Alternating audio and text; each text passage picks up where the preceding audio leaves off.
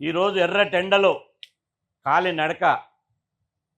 ఒకవైపు ప్రైవేటు పాఠశాలలు ఈ జూన్ మాసంలో మా స్కూల్లో చేయండి కండి, మీ బతుకులు మార్చేస్తాం, మీ పిల్లల బతుకులు మార్చేస్తాం అని ఒకవైపు క్యాంపెయిన్.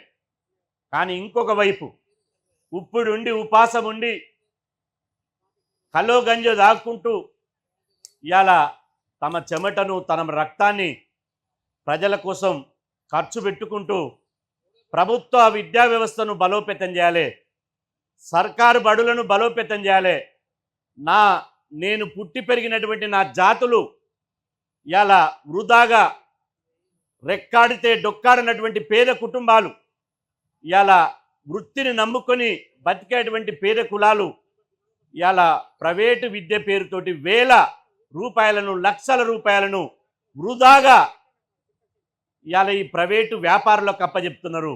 కాబట్టి ఆ విద్య మంచిది కాదు.